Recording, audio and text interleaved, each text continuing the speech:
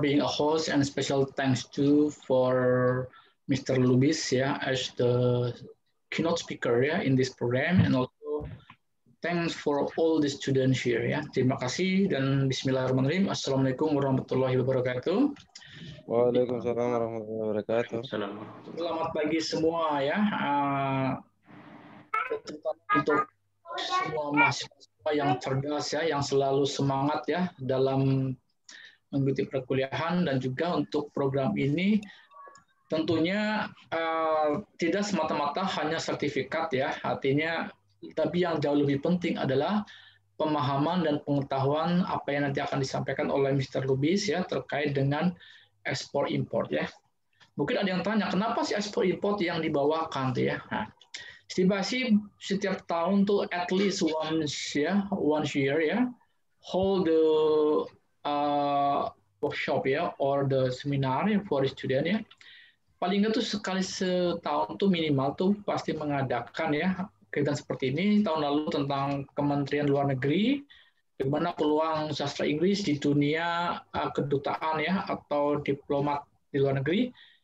Dan untuk kali ini kita bawakan oleh praktisi yang langsung dari ekspor impor, dan juga ternyata memang meskipun punya background ekspor impor tetap mengambil mata kuliah sastra Inggris dan sudah lulus tahun lalu Nah, dan ini akan dipaparkan oleh Mr. Lubis, apa sih peluang alumni sastra Inggris di dunia ekspor import. Karena pada prinsipnya berdasarkan survei saya di CPNS tahun lalu, saya hampir melihat setiap departemen itu membutuhkan lulusan sastra Inggris. Setiap departemen, keuangan, kehakiman, perindustrian, dan sebagainya, meskipun kuotanya nggak banyak, artinya hampir semua lulusan sastra Inggris itu bisa mengisi kekosongan yang ada di setiap departemen. Nah, itu keuntungan di sastra Inggris Mungkin berbeda dengan pendidikan bahasa Inggris lebih fokus pada pengajaran ke sekolah, kampus-kampus, tapi kalau sastra Inggris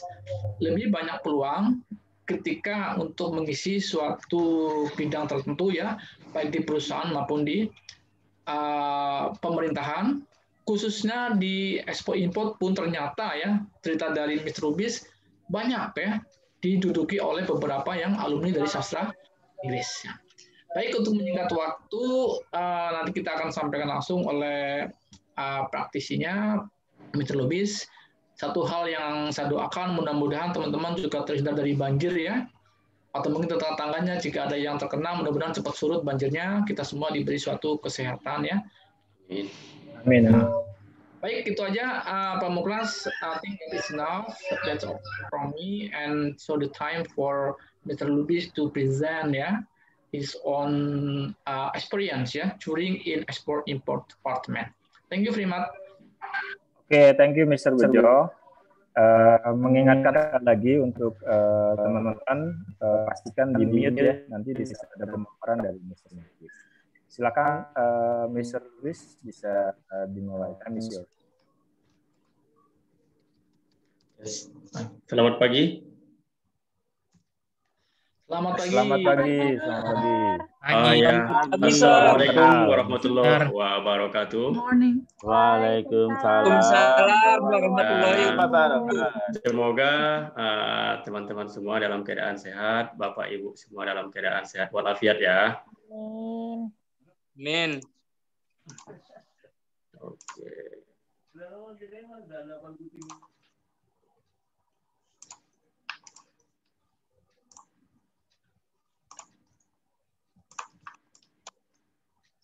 Oke, untuk audio Bapak semua, Pak Bejo semua oke ya Pak? Oke, audio oke. Audio oke ya, background oke ya. Karena saya saat ini posisi di offshore Jawa Tengah, jadi agak terganggu ininya signalnya. Oke, sir. Oke, sebelumnya terima kasih untuk semua atas kesempatan ini, terutama Bapak Bejo yang memberikan kesempatan atas terlaksananya sharing knowledge mengenai impor dan ekspor ini. Sebelumnya, semoga teman-teman yang lagi ada musibah, khususnya di Jabodetabek, semoga berikan keselamatan, kesehatan, khususnya pandemi juga semoga berlalu. Amin ya rabbal alamin. Dalam hal ini kita sharing knowledge ya. Di sini sharing knowledge itu bagaimana ekspor impor, bagaimana custom clearance, dan apa peluang dari sastra Inggris untuk mendapatkan peluang ini dan untuk bekerja di bidang ini. Oke, sebelumnya saya mau perkenalan. Saya biasa dipanggil Lubis. Saya dahulunya lulusan sastra Inggris di tahun lulusan bahasa Inggris di tahun 2008 dan saya ambil sastra Inggrisnya S1-nya di STIBA. Tepatnya di 2019 kemarin tamatnya. Untuk pengalaman sendiri, saya sudah di sekitar 2008 sampai sekarang saya berada di perusahaan migas di posisi supply chain management. Saya membawahi logistik, ekspor impor, berbagai aktiviti di bawahnya. Terakhir saya juga pernah kuliah di Bea Cukai di tahun 2013 dan saya lanjutkan kuliah diklat Bea Cukainya di tahun 2019 dan saya lulus dengan sertifikat ini. Ini saya membuat PD sebagai salah satu persyaratan untuk memberikan materi atau untuk sharing ke teman-teman. Dan saya sudah berbagai kegiatan atau event-event, baik itu WCO, World Custom International, maupun ekspor impor di Indonesia dan di ASEAN. Saya juga ada background dari engineering, tapi kimia. Saya orang kimia dari sains kimia, tapi saya lebih ke sastra Inggrisnya karena lebih kuat di situ. Oke, melanjutkan posisi bahasa Inggris saat ini, khususnya adik-adik kita, teman-teman yang saat ini ngambil atau kuliah di jurusan bahasa Inggris. Dari histori sebelumnya, teman-teman banyak yang ngambil kuliah jurusan bahasa Inggris itu umumnya ke teaching, atau mungkin ke sastra, atau ke penulis, dan lain-lain. Tetapi sepengalaman saya dan teman-teman kami di lapangan lainnya, itu inilah saya summarize, saya berikan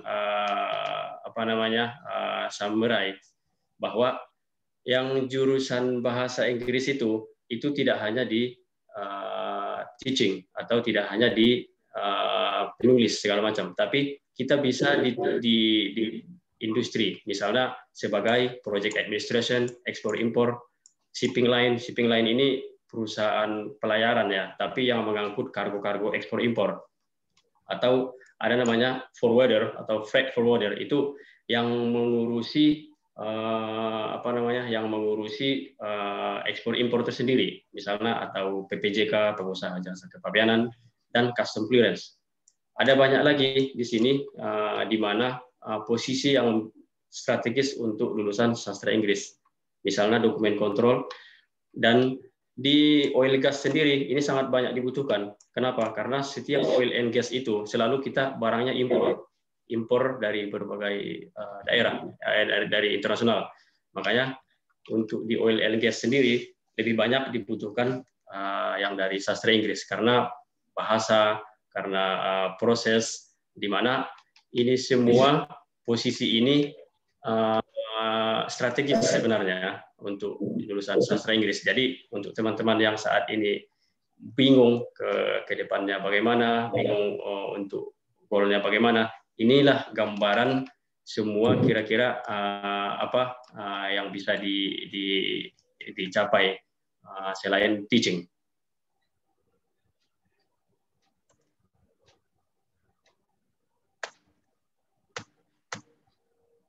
Untuk di ini sendiri, di organization chart-nya sendiri, ada beberapa industri yang bisa ditempati oleh lulusan sastra Inggris, di mana ada namanya perusahaan oil and gas. Ini perusahaan di mana mempunyai ladang minyak atau mempunyai sumur minyak yang dikelola dan eksplorasi sendiri, di mana ada beberapa industri EPC. EPC ini yang engineering, procurement, construction, ini perusahaan atau kontraktor migas. Atau lulusan sastra Inggris juga bisa di bekerja di perusahaan manufaktur atau fabrication juga bisa. Selainnya juga bisa di otomotif. Misalnya di Cikarang ada beberapa perusahaan otomotif itu selalu membutuhkan lulusan sastra Inggris. Selebihnya ada di perusahaan trading, shipping, dan untuk posisinya sendiri kita berada di posisi Departemen Procurement. Karena di Departemen Procurement inilah dibutuhkan jurusan sastra Inggris, misalnya di buyer atau di logistik. Karena di posisi ini ada Departemen buyer dan Departemen ekspor impor, di mana disitulah di tim ekspor impor mengurus barang masuk, barang keluar, ekspor impor dan segala proses di dalamnya. Oke, kita masuk ke tahapan ini, tahapan materi, di mana sebelum membicarakan mengenai ekspor impor, kita harus mengetahui Undang-Undang Kepabeanan. Inilah dasar daripada semua proses ekspor impor. Ada di Undang-Undang Nomor 10 tahun 1995. Terus untuk informasi apa itu kepabeanan dan bagaimana itu bea cukai, disinilah pemahaman yang harus kita ketahui untuk teman-teman atau adik-adik yang sedang ingin berkarir di bidang ini. Yang dimaksud dengan kepabeanan adalah segala sesuatu yang berhubungan dengan pengawasan dan lalu lintas barang. Nah, ini rumus ininya, keynote-nya itu kepabeanan itu pengawasan dan lalu lintas barang untuk yang masuk dan yang keluar daerah pabean serta pemungutan bea masuk dan bea keluar. Nah, inilah kenapa diadakan bea cukai, agar bea cukai itu mengawasi barang. Di sini barang ya, karena selain barang ada manusia. Kalau manusia biasanya itu immigration. Jadi kepabeanan itu sendiri yang kita fokuskan di sini adalah barangnya sendiri, di mana ada barang masuk dan ada barang keluar dari daerah pabean. Jadi bea cukai itu inilah yang dimaksud dengan bea cukai itu atau kepabeanan. Itu pengawasan barang yang keluar dan masuk dari daerah pabean. Kita di sini tidak menyebutkan dalam negeri karena di Undang-Undang Bea Cukai mengacu ke daerah pabean. Terus untuk diri kita bisa lihat dari ininya definisinya, atau impor itu adalah kegiatan memasukkan barang dari luar daerah pabean ke dalam daerah pabean.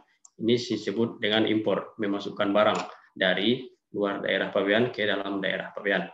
Sedangkan ekspor itu kebalikannya, mengeluarkan barang dari daerah pabean menuju luar daerah pabean. Ini kebalikan dari ekspor.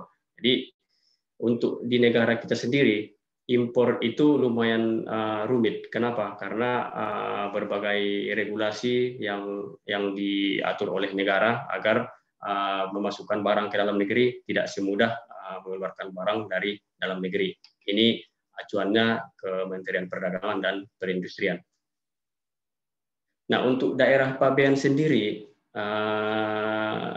inilah mencakup ke wilayah Indonesia, perairan darat, perairan ruang udara di atasnya, serta ZEE. ZEE itu zona ekonomi eksklusif dan landas kontinen. Jadi semua barang yang keluar dari daerah ini itu kita anggap ekspor, atau semua barang yang masuk ke dalam daerah pabean ini kita sebut impor. Jadi daerah pabean itu wilayah NKRI Indonesia, meliputi darat, laut, udara di atasnya juga.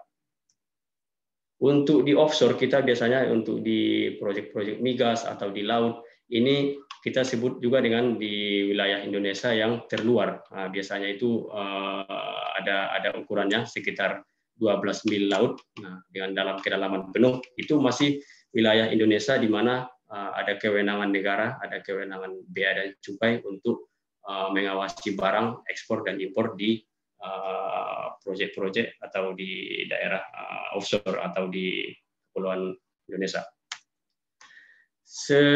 Untuk secara ringkasnya, ekspor impor ini sebenarnya simpel, terutama impor. Impor itu kita mulai dari kedatangan sarana pengangkut, mulai dari pembongkaran, kapal datang, kapal dibongkar, kapal ditimbun di gudang bea cukai, habis itu dikeluarkan. Secara umum proses atau skema ekspor impor itu seperti inilah secara umumnya. Oke, mulai dari kita bahas mengenai kedatangan kapal. Nah, kapal datang dari luar negeri atau kapal dari luar daerah pabean masuk ke Indonesia atau bersandar di pelabuhan. Setelah sandar di pelabuhan, kapal barangnya dibongkar. Nah, misalnya ada barang impor dari Singapura ke Jakarta. Di Jakarta dibongkar, kapalnya dibongkar, seterusnya barangnya ditaruh di pergudangan. Setelah itu pihak forwarder atau pemilik barang mengurus pengeluaran barangnya. Secara umum seperti itu. Untuk pengangkut sendiri, sebelum kapal tiba di pelabuhan, mereka selalu menyiapkan namanya inward manifest. Di sini di dalam inward manifest itu ada cakupan informasi mengenai barang apa saja yang ada di dalamnya dan apa saja yang dimuat dan siapa saja yang ada di dalam kapal tersebut, mulai dari kapten, mulai dari penumpang dan semuanya. Ini kargo-kargo yang apa saja yang dimuat. Itu namanya manifest. Terus setelah kapal tiba itu dibongkar di kawasan pabean. Biasanya di kawasan pabean itu sudah ada pergudangan. Misalnya di sini ada pergudangan yang disediakan oleh jasa pelabuhan untuk ditimbun sementara agar pemilik barang memproses pengeluaran barangnya. Atau ada tempat lain yang bisa kita timbun setelah barang tiba di pelabuhan, kita bisa langsung kirim barangnya ke tempat kita, misalnya di lokasi proyek. Untuk proyek tertentu itu diizinkan oleh bea cukai karena barangnya tidak muat. Misalnya untuk proyek-proyek industri migas itu tidak bisa dimuat di pelabuhan karena barangnya besar-besar atau barangnya kimia yang bisa menyebabkan bahaya apabila ditaruh di pelabuhan. Seterusnya untuk penimbunan barang atau barang impor itu bisa ditimbun di itu tadi di tempat sementara dan di gudang pemilik. Untuk masa penimbunan barang itu umumnya di TPS atau di tempat penimbunan sementara itu hanya bisa dikasih 30 hari. Apabila 30 hari tidak diurus, akan dipindahkan ke gudang bea cukai. Setelah dipindahkan ke gudang bea cukai selama 60 hari dan tidak ada proses dari pemilik barang, itu barangnya akan diproses sebagai barang milik negara. Ini proses pengeluaran barangnya setelah kapal tiba, barang ditaruh di pergudangan, seterusnya barang akan dikeluarkan. Untuk pengeluaran barang itu berbagai macam kategori, ada barang umum, ada yang barang khusus. Untuk barang umum yang biasa kita pakai, kalau untuk barang khusus spesial itu misalnya gas melalui pipa atau listrik melalui power grid. Ini gambaran pemberitahuan impor. Ada beberapa macam untuk PIB, kita sebutnya BC20, yang artinya ini barang untuk dipakai. Ada BC21, ini istilah-istilah di bea cukai ya, agar sebagai informasi aja buat teman-teman semuanya. Untuk pengurusan pengeluaran barang, itu kita sebutnya PIB. Ada dokumen yang harus dilengkapi, misalnya ada invoice, meliputi packing list, bill of lading, dan RW bill atau bill of lading. Ini semua dokumen untuk sebagai persyaratan proses pengeluaran barang dari bea cukai. Invoice itu adalah tagihan atau agreement di mana kita bayar ke buyer atau kita bayar ke seller, dan packing listnya adalah daftar barang yang dikirim atau dimuat di dalam kapal tersebut. Atau kalau bill of lading itu yang untuk surat muat kapalnya, kalau RW bill yang barang yang dikirim melalui udara. Serta apabila ada izin impor, semuanya akan dilampirkan untuk proses ini. Ini gambaran bagaimana tampilan PIB atau kita untuk pengeluaran barang, di mana untuk pengeluaran barang itu sendiri kita ada beberapa kolom atau data yang harus diisi di dalam PIB. Itu misalnya ada pengirim, penjual, dan data-data yang barang yang dibeli dan data-data semua pengiriman tersebut, di mana semuanya harus diisi lengkap, siapa pemiliknya, siapa pembelinya, dan siapa eksportirnya. Untuk tampilan bill of lading-nya seperti ini, dan untuk invoice-nya seperti ini, gambarannya seperti ini, datanya mengikuti isi barang, nama barang, dan pengirim dan penerima barang atau pemilik barang. Untuk pengurusannya sendiri bisa diurus oleh pemilik barang atau diurus oleh PPJK. Nah, itu tadi pengusaha jasa kepemimpinan, di mana kita bisa berkarir di posisi tersebut. Ini untuk penyampaian PIB itu ada beberapa data, misalnya dari PD ini pertukaran data elektronik, kita ada submit di ini, kita bisa submit ke websitenya Bea Cukai untuk penyampaian pemberitahuan pabean.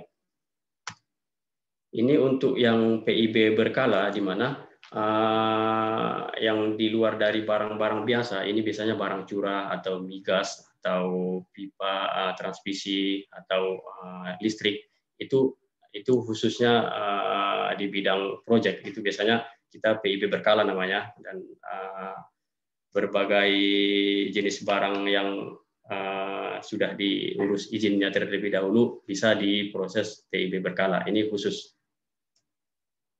Di dalam Bea Cukai kita ada namanya jalur merah, jalur hijau, jalur kuning. Nah, ini biasanya kalau barang itu ini pemeriksaan ya. Apabila barang setelah dibongkar dari kapal, terus dimuat di pergudangan, seterusnya pihak pemilik barang mengurus deklarasi pabeannya, itu nanti sebelum barangnya keluar ada namanya jalur merah, itu untuk pemeriksaan barang. Biasanya ini barang-barang tertentu di mana Bea Cukai perlu mengetahui jelas atau barangnya seperti apa, benar nggak yang dikeluarkan. Ada namanya jalur kuning dan ada jalur hijau. Jalur hijau itu barangnya bisa dikeluarkan dari Bea Cukai. Ini gambarannya untuk pemeriksaan Bea Cukai. Sebelum barang dikeluarkan dari Bea Cukai ada pemeriksaan barang. Dan tempat pemeriksaan fisik itu macam-macam. Ada di tempat penimbunan sementara, ada tempat penimbunan berikat. Ini biasanya banyak di Cikarang atau di tempat penimbunan pabean atau milik Bea Cukai. Untuk pemeriksaan fisiknya itu sendiri ada menggunakan peti kemas yang dianalisis oleh Pemindai, atau langsung dilihat langsung oleh petugas Bea dan Cukai. Ini gambarannya apabila pemeriksaan fisiknya melalui scanner dari Bea Cukai. Biasanya ini barang-barang yang dicurigai, misalnya ini mobil ada apa isinya, apakah ada barang-barang selundupan. Nah, ini biasanya khusus dari intelijen. Terus ada pemeriksaan untuk barang-barang kimia, misalnya ini waktu kami pemeriksaan di Exxon Mobil di Cepu. Jadi barangnya dicek Bea Cukai, benar nggak ini chemical yang kita maksud, atau benar nggak ini barangnya, apakah memenuhi standar atau keamanan lingkungan dan sebagainya. Seterusnya setelah barang kita urus pengeluarannya, kita membayar pajak ke negara. Nah, bayar pajak ke negara ini ada namanya bea masuk, inilah yang kita bayar. Ada yang kita bayar cukai apabila mengandung rokok atau alkohol segala macam. Nah, ini kita bayar ke negara melalui, kita bisa bayar tunai itu melalui bank yang dicantumkan oleh Bea Cukai. Ini alur ininya ya, alur pembayarannya sebenarnya simple. Sebenarnya setelah PIB tadi ada data PIB, nanti di situ ada informasi berapa yang harus kita bayarkan ke negara. Inilah contohnya. Setelah kita misalnya bayar billing code-nya itu, nanti kita tinggal bayar berapa bea masuknya yang akan kita bayarkan ke negara. Untuk dasar perhitungannya itu kita di internasional namanya CIF ya, mungkin teman-teman sudah pada tahu. Ini nilai pabean itu dihitung berdasarkan Incoterm, cost, insurance, dan freight. Cost ini harga barang, berapa harga barang yang kita beli. Insurance ini asuransi, biaya asuransinya. Freight ini biaya angkut atau biaya ongkos kirim. Nah, misalnya kita membeli kulkas, misalnya harga kulkasnya, ini insurance-nya, dan ini ongkos kirimnya. Itu dasar pengenaan biaya masuknya. Ini namanya Incoterm. Di dalam international trading itu mungkin teman-teman sudah tahu, tapi untuk pembahasan ini butuh sangat detail sekali. Ini mengatur hak kewajiban pembeli dan penjual. Di dalam EXWOC, di dalam perjanjian perdagangan internasional, kita mengacu kepada Incoterm atau International Commercial Trade. Umumnya kita tahunya DDP. DDP itu apabila kita beli barang dari luar negeri, kita hanya terima langsung di rumah. Itu namanya DDP, Delivery Duty Paid. Itu yang umumnya kita ketahui. Tapi di bea cukai kita umumnya kita pakai CIF ya, untuk dasar pengenaan biaya masuk dan pajak-pajaknya. Untuk Incoterm sendiri bisa teman-teman mungkin share atau cari di web, atau untuk lebih jelasnya nanti bisa diskusi langsung ke saya. Ini sangat luas sekali untuk pengertian apa EXWOC, apa free carrier, dan lain sebagainya. Tapi ini intinya adalah mengetahui hak kita sebagai pembeli dan tanggung jawab penjual sebagai pengirim barang. Ini tadi cost, ini insurance, ini freight. Dan rumus perhitungannya ini sebagai gambaran saja. Nilai pabean tadi itu hitungannya harga barang tadi sama insurance sama freight dikali kurs pajak. Ini itu nilai pabean. Biaya masuknya nanti nilai pabean dikali tarif biaya masuk. Hitungannya misalnya seperti ini. Bisa kita lihat ini sebagai gambar. Untuk perhitungannya kita beli air conditioner 100 set. Ini namanya, di internasional kita sebut HS code. Inilah HS code, buku tarif internasional.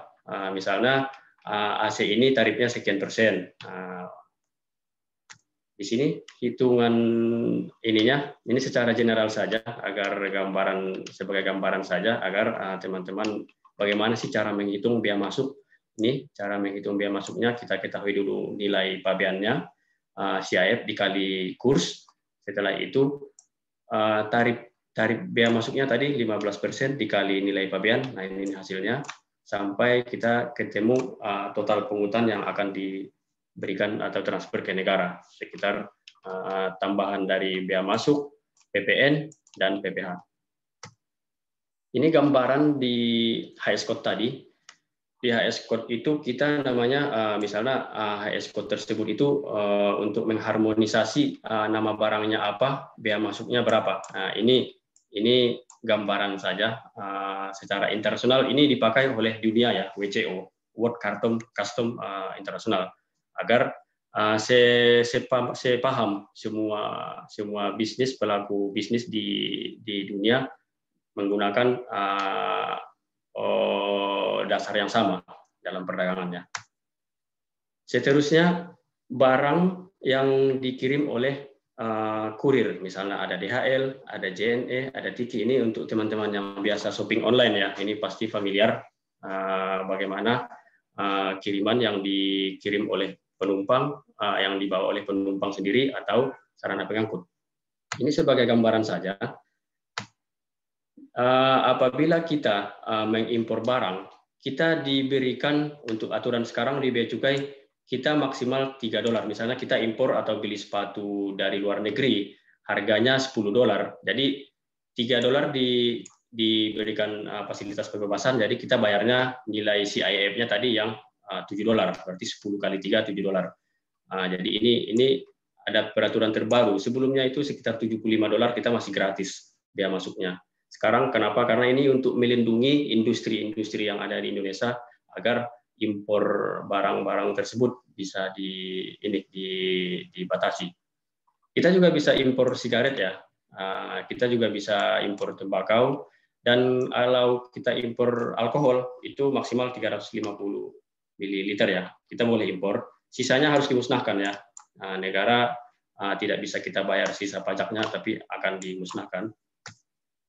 Ini untuk informasi saja, nilai tadi, nilai pengelompokan saja, pengelompokan barang impor yang melalui JNE atau Kiki atau DHL yang impor. Ini apabila kita naik pesawat dari luar negeri atau dari Singapura atau dari mana, itu dianggap barang yang kita bawa itu adalah barang impor. Akan tetapi perlakuannya beda. Apabila kita sebagai penumpang, kita bisa membawa barang dengan nilai $500 ininya, nilai barangnya. Apabila melebihi itu kita harus bayar bayar bea masuk dan pajak skala. Kita juga boleh membawa sigaret, bawa cerutu, dan kita boleh kalau naik pesawat kita maksimal 1 liter alkohol ya. Apabila lebih itu harus dimusnahkan atau diminum di depan petugas bea cukai.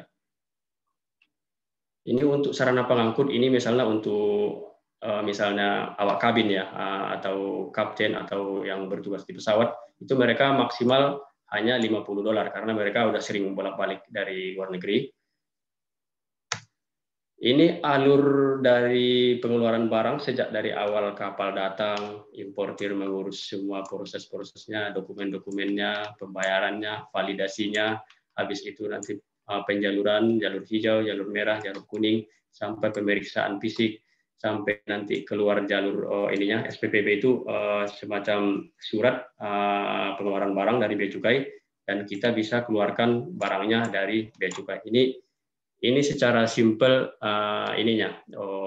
secara simpel bagaimana alur prosesnya, mungkin bisa dilihat lebih detail. Itu tadi mengenai impor. Impor itu memang rumit. Bagaimana kita memasukkan barang dari luar negeri atau dari luar daerah pabean ke Indonesia. Mulai dari kapal datang, mulai dari barang dibongkar, sampai barang dikeluarkan oleh pemilik atau konsaini. Untuk ekspor sendiri, ini sebenarnya tergolong mudah karena hanya mengeluarkan barang dari Indonesia. Itu bahkan ini disupport oleh negara kita agar Indonesia berkembang ekspornya ke internasional, agar produk-produk Indonesia lebih banyak kalau bisa diekspor ke luar negeri. Untuk ekspor sendiri secara undang-undangnya, barang yang sudah dimuat ke kapal itu sudah dianggap diekspor. Ini hanya sebagai dasar undang-undangnya. Ini alur ekspor itu simpel. Alur ekspor itu simpelnya yang pertama, kenapa dibilang ekspor? Itu ekspor, kita pemilik barang, kita akan kontak pelayaran. Nah, pelayaran nanti ini teman-teman yang berkarir di bidang shipping line akan menerima order dari eksportir untuk booking ada kapal, untuk jadwal kapal, kontainer, dan tujuan kapalnya kemana. Ini adik-adik atau teman-teman nanti yang berkarir di shipping line, ini menerima data-data kapal. Di sini kapal tujuan kemana, jadwalnya kapan, terus kontainernya tipe apa yang akan dikirim. Terus eksportir itu hubungi pihak tracking atau ini kita sebut transporter untuk mengambil kontainer milik pelayaran, kontainer kosong, agar dibawa ke gudang eksportir atau gudang pengirim barang. Nanti dimuat, setelah dimuat dikirim ke pelabuhan. Untuk sebelum dikirim ke pelabuhan, nanti Bea Cukai akan menerbitkan dokumen ekspor, dan seterusnya dokumen ekspor tersebut akan dibawa bersamaan dengan barang ke pelabuhan di mana kapal milik shipping line ini. Seterusnya, setelah kapal berangkat misalnya ke Singapura, kapal akan menerbitkan bill of lading, surat muat kapal yang akan dikirim nanti ke buyer untuk proses impornya di Singapura. Untuk gambaran prosesnya ini tadi. Untuk ekspor itu ada kategorinya, ada yang dibolehkan atau diizinkan, ada yang dibatasi, ada yang dilarang. Ini untuk informasi saja. Dan ada untuk barang yang dilarang kategorinya ini, ada pasir. Umumnya pasir ya, kenapa pernah disalahgunakan dari negara lain, pasir yang diimpor atau pasir yang diekspor dari Indonesia, dipakai untuk reklamasi pulau di luar negeri. Akhirnya pasir dilarang. Ini untuk ekspor, pemberitahuan ekspor barang. Sebelumnya tadi kalau impor ada namanya pemberitahuan impor barang. Nilainya atau data-datanya semuanya hampir sama dengan impor, hanya dipakai data apa yang dikirim, apa yang dibuat. Ini untuk penghitungan simpelnya, apabila kita mau ekspor barang, ada tarifnya, ada tarifnya, misalnya itu berdasarkan tarif bea cukai tadi. Terus ada jumlah barangnya, ada harga patokan ekspornya, ada kursnya. Nah, itu bisa dihitung berdasarkan rumus tadi. Nah, bisa kita hitung sendiri, kita kalau mau ekspor, kita bayar berapa bea keluarnya ke negara. Untuk bea keluar itu tidak begitu mahal, tidak semahal impor. Kira-kira gambaran ekspor itu saja, bagaimana impor, bagaimana ekspor, dan untuk di bisnis ini, teman-teman sastra Inggris sangat banyak peluangnya. Kenapa? Karena di international trading ini komunikasinya semuanya bahasa Inggris, presentasi semuanya bahasa Inggris, email bahasa Inggris, bahkan teleponan atau video call atau meeting semua dalam bahasa Inggris. Jadi teman-teman atau adik-adik semua yang ingin berkarir di bidang atau di departemen ekspor impor ini sangat mudah dan sangat dibutuhkan oleh berbagai industri yang ada di seluruh dunia. Dan ini peluang yang sangat besar hingga sekarang di pandemi ini departemen ekspor impor departemen paling aman dari seluruh departemen yang ada di berbagai perusahaan, karena ekspor impor ini sendiri akan terus berlanjut aman hingga ke depan, dan posisi ini sangat strategis secara finansial bagi yang bekerja di bidang atau departemen ini. Jadi untuk gambaran impor dan gambaran ekspor kira-kira seperti ini. Dari saya kemungkinan sepertinya untuk pemaparan singkatnya seperti ini. Tetapi kalau dibahas secara detail sebenarnya ini sangat luas, sangat panjang dan tidak cukup waktu setengah jam atau 1 jam. Bahkan saya 6 bulan untuk kuliah di Bea Cukai. Dan untuk teman-teman yang ingin berkarir nanti itu sangat mudah karena langsung terjun ke lapangan atau mungkin bisa magang atau bisa kerjasama dengan pihak kampus. Dan pengalaman sendiri, ada beberapa kampus yang tamatan sastra Inggrisnya itu bekerja pernah di bawah saya. Ada yang dari Sanata Dharma, ada yang dari Undip, dan ada satu lagi Petra. Itu sastra Inggrisnya banyakan mereka kerja di ekspor impor, di bidang ekspor impor. Mungkin dari saya, Pak Bejo dan Bapak Ibu semuanya, teman-teman semuanya. Itu saja. Jika ada tambahan atau ada masukan atau ada pertanyaan, silakan. Oke, terima kasih Mas Lubis ya, Pak Lubis. Pemaparannya sangat lugas, jelas, dan saya yakin benar banyak sekali peluang ya untuk ekspor impor khususnya untuk mahasiswa sastra Inggris. Ada beberapa pertanyaan Pak dari chat, coba saya bacakan ya Pak ya. Mohon izin Pak Lubis. Selamat pagi Pak Lubis, saya Ana dari Evening Class semester 8. Kebetulan saya bekerja sebagai supply chain and perusahaan saya adalah perusahaan kawasan berikat. Apakah boleh di-share nama pelatihan diklat sebagai bahan referensi, karena setelah perkuliahan selesai akan mengajukan pelatihan diklat ke perusahaan. Terima kasih. Silakan Pak Lubis.